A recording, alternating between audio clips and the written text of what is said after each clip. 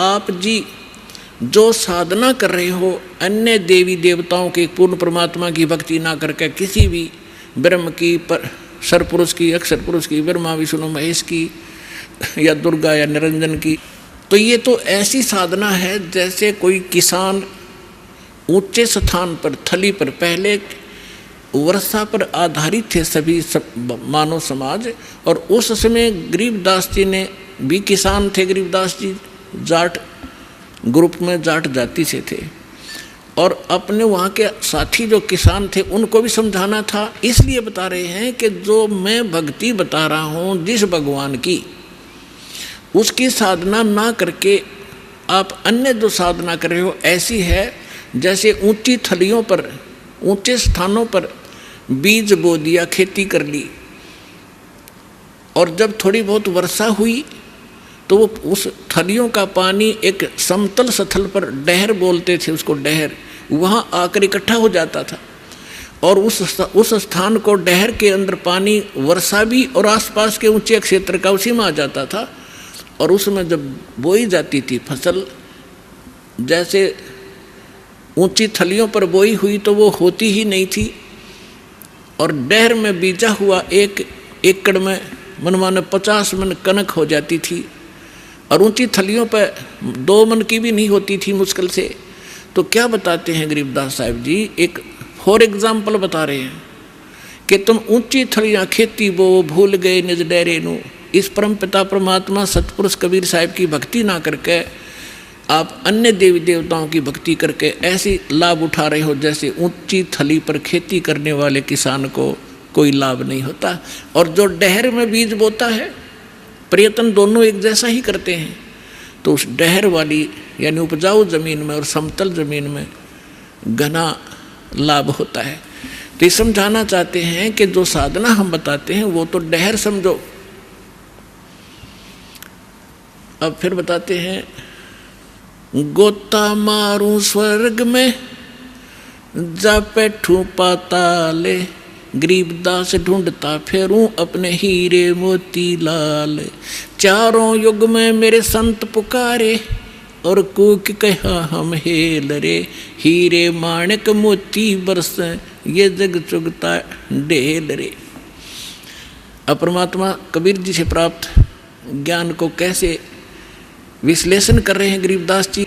कबीर साहब बता रहे हैं कि चारों युगों में मैं आया, अच्छी आत्माओं को मिला, उनको तत्व ज्ञान और यथार्थ स्थान से परिचित करवाया, सतभक्ति से परिचित कराया, और ये चारों युग में संत पुकारे और कूक कहा हम हेल रे, हीरे माणिक मोती बरसे ये जग चुगता ढेल रे।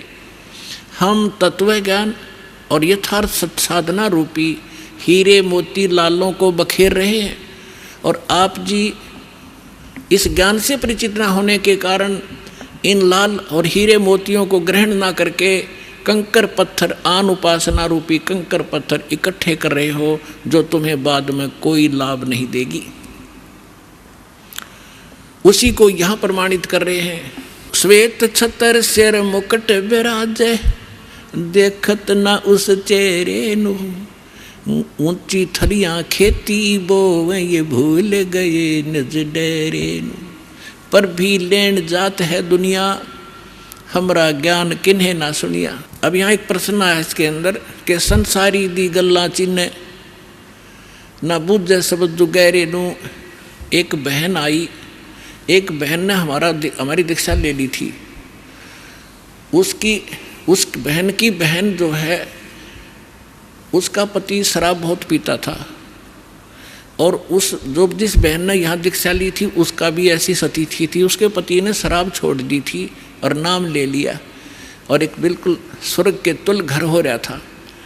तो उसकी बहन का वहाँ आना हो गया, जो दीक्षा किसी और से ले रखी थी, किसी दूसरे पंथ से, और साथ में दूसरी साधना भी करती थी अपनी जो परंपरागत प्रचलित। उसका पति शराब पीता था, बहुत पीटता था, कभी गली में भी खड़ी कर देता रात में शराब के नशे में। अब मैं बाहर खड़ी रहती हूँ, कुंडी लगा के भीतर पड़ के सो जाता, सवेरे उतरे शराब जब खोल है कुंडी ने, इतनी दुखी हूँ मैं। तो उस बहन ने कहा कि आप मेरे गुरुजी के पास चलो, वहाँ नाम ले लो और तेरा पति भी शराब छोड़ देगा। तो वह बहन उसके अपनी बहन के साथ हमारे पास आ गई करोथा आश्रम में। जब थोड़ी सी संगत थी, हम ऐसे बाहर बैठे सारा बैठे रहते थे, सारे 10, 20, 50, 100 भक्त आते थे दिन में मुश्किल से 10, 20। तो मैंने पूछा बहन कहाँ से आई? तो उसने बता दिया मेरी सिस्टर है और इसका पति बहुत शराब पीता है और रोज़ पीता है, इसने बुरा हाल कर रखा है इसका, और नौकरी करता है, एक चवन्नी घर पर नहीं छोड़ता, सारी पी जाता है, बच्चे भी भूखे रहते हैं कई बार। तो मैंने कहा बहन फिर दीक्षा लेनी पड़ेगी आपने, भगवान फिर धीरे धीरे सद्बुद्धि देता है, परिवार के अंदर भगवान प्रवेश हो जाता है और ये पितृभूत भी प्रवेश करके वहाँ उत्पात मचाते रहते हैं, फिर वो भाग जाते हैं, सद्बुद्धि आती है। तो मैंने पूछा आप क्या साधना करते हो? उसने बताया जी मैं ऐसे ऐसे धन धन सतगुरु अड़ा का नाम ले लिया, गुरु जी का ले रही हूँ 4-5 वर्ष से। तो हमने कहा बहन देखो चलो ठीक है, वहाँ जो तुमने नाम लिया, लेकिन अब यहाँ भक्ति, यहाँ नाम लोगे तो सब पिछली पूजा छोड़नी पड़ेंगी, ना बीड़ी पीनी, ना शराब, ना पीने के लिए सहयोग देना किसी को, और ना कोई व्रत रखना। मैं कहने लगा बहन बीड़ी क्यों पीती है तू? ने बोली जी बीड़ी मैं पहले ना पिया करती, नाम लेने के बाद पीने लग गई। मैं कहा कमाल की बात है, दीक्षा लेने पीछे पाछे छोड़ा करें कि बुराई ग्रहण थोड़ी करते हैं।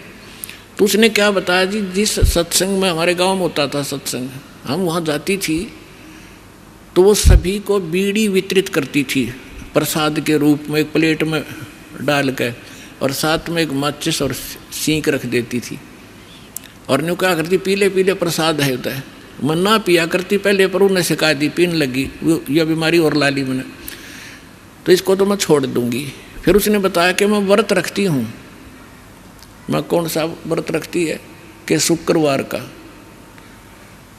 मैं बोला बेबे बहन ये सभी जो व्रत त्यागने पड़ेंगे जो भक्ति करना चाहती है। ने बोले जी व्रत ना छोड़ूँ मैं। उसकी बहन कहने लगी जब तक तू कह रही थी मैं सारी बात मान लूँगी, अब तो व्रत पड़ेगी। मैंने उसे पूछा बहन इस शुक्रवार का व्रत क्यों रखती है तू, किस लिए?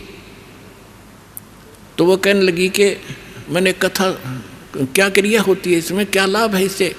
वह कथा सुनाती है कि एक का पति विदेश चला गया था कोई काम धंधे के लिए, ऐसी कथा है। संतोषी माता के व्रत, शुक्रवार के व्रत से क्या लाभ है वो बताने लगी। और फिर उसकी काफ़ी वर्ष हो गए थे, उसके पति ने दूर चला गया, उसका भूल पड़ गई, घर नहीं आया। संतोषी माता एक बहन को दिखाई दी उसको, जिसका पति बाहर गया हुआ था दूर देश में, और उसने बताया कि तू मेरे 16 शुक्रवार के व्रत रख ले, तेरा पति घर आ जाएगा। तो उसने 16 शुक्रवार के व्रत रखे और 16वां शुक्रवार का जो व्रत था उसका पति घर आ गया, इसलिए उसकी पूजा करती हूँ। और मैं 13 रोज आवर रोज गड़े तो गड्ढे की शुक्रवार के व्रत ने अकल की चोर। चलो उसका तो पति दूर चला गया था, उसकी तो बुला लिया उसकी संतोषी माता ने, तेरा तो डेली आवर डेली गड़े तने, और फिर भी शुक्रवार का व्रत है कल तुम्हारे अंदर।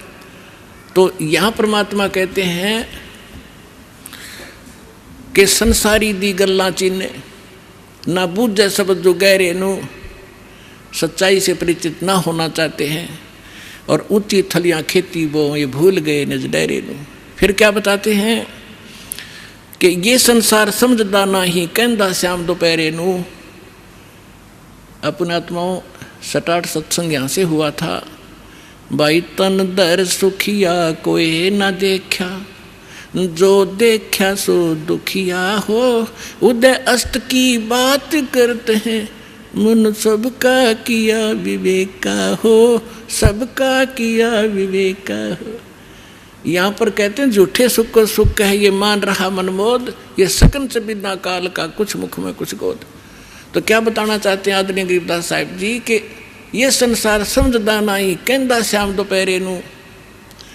जैसे एक शराब पिए पड़ा था, जेठ जून का महीना, हरियाणा क्षेत्र, पंजाब, राजस्थान, उत्तर प्रदेश, इसमें जून के अंदर एक भयंकर गर्मी गिरती है, और शराब पी कर बाहर पड़ा बिल्कुल मैदान में, और उसका साथी कहता है कि उठ ले भाई, बहुत दुखी है तू, मुंह में झागा रे, पसीना पसीना, रेते में लेटा हुआ है, उठ तुझे छाया में लेटा देता हूँ।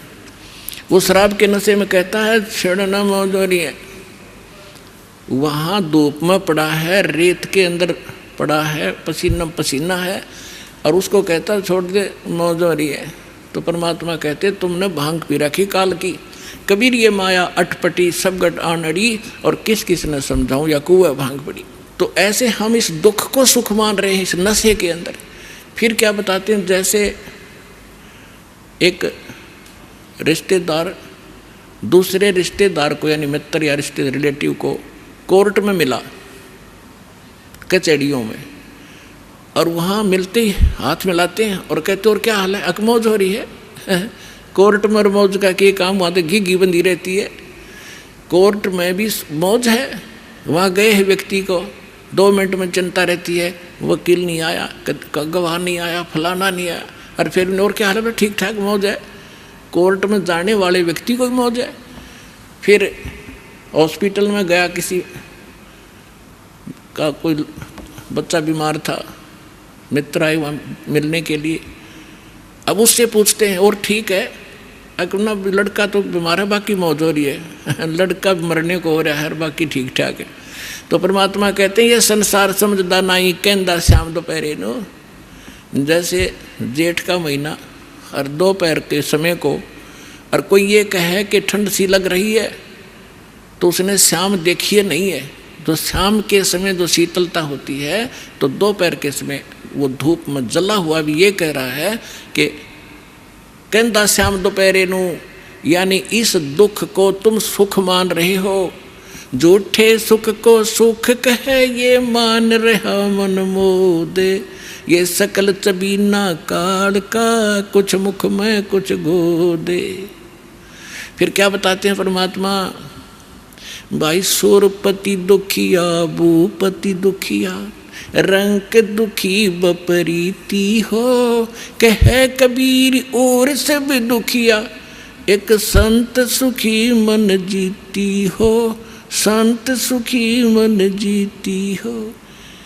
सुरपति देवताओं का राजा इंद्र भी दुखिया, और पूरी पृथ्वी का राजा भी दुखिया, और रंक तो स्वाभाविक दुखी, जो गरीब है वो तो दुखी है ही है। तो परमात्मा ने बताया है, कहे कबीर और सब दुखिया, एक संत सुखी मन जीती हो।